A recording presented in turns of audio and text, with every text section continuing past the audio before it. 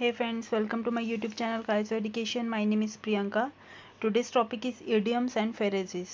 ये जितने भी लेटर ए से स्टार्ट होते हैं उनके बारे में आज मैं बताऊंगी. So let's start. First is a bad egg. A bad egg. इसका मतलब होता है a dishonest or an ill-behaved person. एक बेईमान या खराब व्यवहार वाला व्यक्ति. इसका मैंने हिंदी में भी आपको बताया हुआ है. एक बेईमान या खराब व्यवहार वाला व्यक्ति.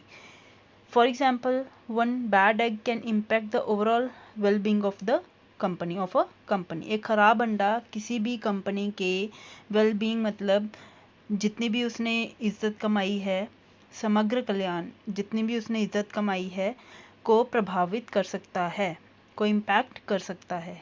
एक जो बेईमान और ख़राब व्यवहार वाला व्यक्ति है वो पूरी की पूरी कंपनी को ख़राब कर सकता है.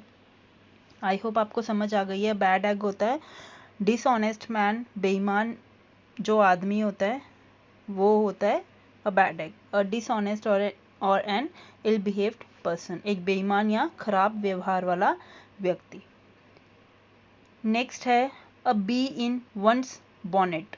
A bee in one's bonnet, meaning keep talking about something again and again because you think it is very important. किसी चीज़ के बारे में लगातार बात करते रहना क्योंकि आपको लगता है कि वो बहुत इम्पोर्टेंट है. किसी चीज़ के बारे में लगातार बात करते रहना क्योंकि आपको लगता है वो बहुत इम्पोर्टेंट है. For example, she never stops talking about dieting. She's got a real bee in her bonnet about it. Way dieting के बारे में बात करना कभी भी बंद नहीं करती क्योंकि उसको लगता है कि डाइटिंग बहुत इंपॉर्टेंट है. She is got a real bee in her bonnet about it. वे उसके बारे में बार बार बात करती रहती है क्योंकि उसको लगता है डाइटिंग बहुत इम्पॉर्टेंट है. आई होप आपको क्लियर हो गया. नेक्स्ट है अ bolt from the blue. A bolt from the blue meaning a sudden and N unexpected event, something important or unusual that happens suddenly or unexpectedly. इसका मतलब है अचानक और अप्रत्याशित. A sudden and unexpected event, something important or unusual that happens suddenly or unexpectedly.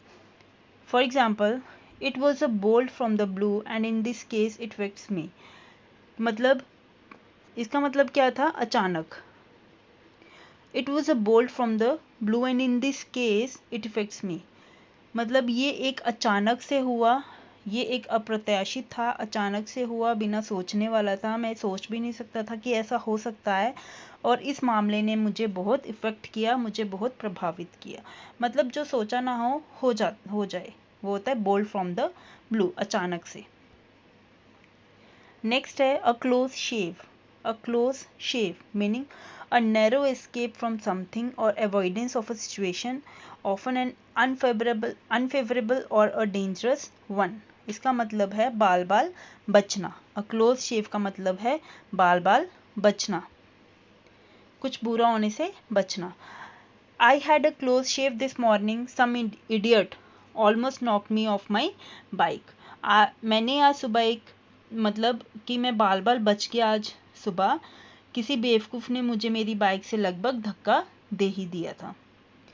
मैं बाल बाल बच गया. I had a close shave this morning. मैं सुबह बाल बाल बच गया, किसी इडियट ने, किसी बेवकूफ़ ने मुझे मेरी बाइक से लगभग धक्का दे ही दिया. आई होप आपको क्लियर हो रहा है. क्लोज शेव का मतलब होता है बाल बाल बचना. नेक्स्ट है a cat and dog life. A cat and dog life meaning a life in which partners are constantly frequently quarreling of spouses or romantic partners. A life together typified by arguments, fights and disagreements. ये इससे ही clear हो रहा है कि झगड़े होने, हमेशा झगड़ते रहने वाला जीवन, हमेशा झगड़ते रहने वाला जीवन. For example, my uncle and aunt lead a cat and dog life. I don't know why they are staying together. मेरे अंकल और आंटी जो हैं वो कैट एंड डॉग वाली लाइफ बिता रहे हैं. मुझे मतलब मेरे को ये लगता है कि वो साथ ही क्यों रह रहे हैं. वो हमेशा ही झगड़ते वाला जीवन व्यतीत कर रहे हैं, हमेशा झगड़ते ही रहते हैं, तो वो साथ क्यों रह रहे हैं. नेक्स्ट है अ चिकन हार्टेड पर्सन, अ चिकन हार्टेड पर्सन, अ कॉवर्ड मीनिंग अ कॉवर्ड, कायर व्यक्ति, डरपोक व्यक्ति. For example he is a chicken hearted man, he cannot go with you in the dark room. वो एक कायर व्यक्ति है, कॉवर्ड पर्सन है, वो आपके साथ डार्क रूम में, अंधेरे वाले रूम में नहीं जा सकता. अ चिकन हार्टेड पर्सन, कायर व्यक्ति. नेक्स्ट है a chink in someone's armour, a chink in someone's armor meaning a weak point in someone's character or arguments which makes them vulnerable to attacks. किसी की कमजोरी, इसका मतलब क्या होता है chink in someone's armor, किसी की कमजोरी. For example, the candidate's opponents are busy looking for chinks in his armor. मतलब जो कैंडिडेट के ओपोनेंट है, उसके ऑपोजिट हैं, जो उसके खिलाफ हैं, जो वो हमेशा व्यस्त रहते हैं, हमेशा बिजी रहते हैं उसकी कमजोरी ढूंढने में. आई थिंक आपको क्लियर हो रहा है. A chip on your shoulder, a chip on your shoulder for meaning है इसका to seem angry all the time because you think you have been treated unfairly और feel you are not as good as other people. मतलब कि हर समय गुस्सा आना क्योंकि आपको लगता है कि आपके साथ गलत तरीके से व्यवहार किया गया है, या आपको लगता है कि आप अन्य लोगों के समान उतने ही अच्छे नहीं हैं.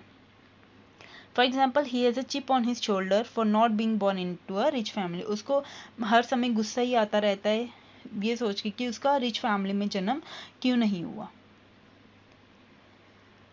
नेक्स्ट है a close fisted man, a close fisted man meaning to be a very reluctant to give और स्पेंड मनी. माइजर, पैसे देने या खर्च करने के लिए बहुत ही अनिश्चित होना, पैसे देने या खर्च करने के लिए बहुत ही अनिश्चित होना. There is no point in asking Harry for a donation, you know how close-fisted he is. मतलब कंजूस होना, मतलब कि हैरी से डोनेशन के लिए पूछने की कोई वजह नहीं है क्योंकि वो बहुत ही कंजूस है, वो बहुत ही क्लोज फिस्टेड है. A cog in the machine. Next है a cog in the machine. Someone or something that is functionally necessary but of small significance or importance within a larger operation or organization. कार्य के लिए आवश्यक लेकिन कम महत्व का, मतलब काम के लिए इम्पोर्टेंट है लेकिन उसको कम इम्पोर्टेंस दी जाती है. For example I decided to set up my own business because I was tired of just being a cog in a machine. मैंने अपना खुद का बिजनेस स्थापित करने का फैसला किया है क्योंकि मुझे लगता है कि ये काम के लिए इम्पोर्टेंट है लेकिन थोड़ा. नेक्स्ट है a cold shoulder, a cold shoulder meaning a display और अपीयरेंस ऑफ डिसइंटरेस्ट, उदासीनता का प्रदर्शन, मतलब आप उदास हो उसका प्रदर्शन कर रहे हो. For example I try to be pleasant to her because but she gave me the cold shoulder. मैंने उसे खुश करने की कोशिश की लेकिन उसने मतलब कोल्ड शोल्डर दिखाया, मतलब उसने उदासीनता दिखाई मुझे. नेक्स्ट है अ dark horse, a dark horse meaning unexpected winner, a candidate or competitor about whom little is known but who unexpectedly wins or succeeds. मतलब अप्रत्याशित विजेता, कि जो हमें लगता था जीत नहीं सकता लेकिन वो जीत गया, अनएक्सपेक्टेड विनर था वो. For example they are the dark horse in the public transport debate. Public transport debate में वो अनएक्सपेक्टेड विनर था, वे अनएक्सपेक्टेड विनर थे पब्लिक ट्रांसपोर्ट डिबेट में. They are the dark horse. A time a dozen, a time a dozen meaning a very common and of no particular value. Ubiquitous, बहुत आम, मतलब common, बहुत आम. For example there is nothing new in this book, इस book में कुछ भी नया नहीं है. Books like this are a dime a dozen, मतलब ये बहुत आम बुक है, इसमें कुछ नया नहीं है. अ डाइम अ डजन, बहुत common. A feather in one's cap, a feather in one's cap meaning an achievement to be proud of, मतलब गर्व करने लायक उपलब्धि, कुछ अचीव किया है उस पर हमको गर्व हो. For example getting a nomination for the Padmashri award is really a feather in her cap, मतलब पद्मश्री अवार्ड के लिए नॉमिनेट होना भी उसके लिए क्या था, गर्व करने वाली बात थी. Getting a nomination for the Padmashri award is really a feather in her cap, गर्व करने लायक उपलब्धि.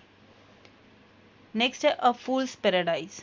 अ fool's paradise meaning to believe wrongly and stupidly that your situation is good when really it is not. हवाई महल मतलब गलत और मूर्खता में भी विश्वास करना कि आपकी स्थिति अच्छी है, आपकी सिचुएशन अच्छी है, लेकिन ऐसा वास्तव में नहीं है, ऐसा रियलिटी में नहीं है। He seems to be living in a fool's paradise. वह हमेशा किस में जीता है? हवा में जीता है, हवाई महल में जीता है।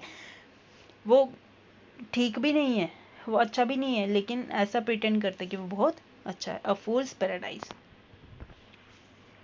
आई होप आप आज का टॉपिक आपको क्लियर हुआ है। अगर आपको ये वीडियो मेरी पसंद आई है तो मेरी इस वीडियो को प्लीज़ लाइक करो, मेरे इस चैनल को सब्सक्राइब करो और ज़्यादा से ज़्यादा शेयर करो। मिलते हैं अब अपनी नेक्स्ट वीडियो में।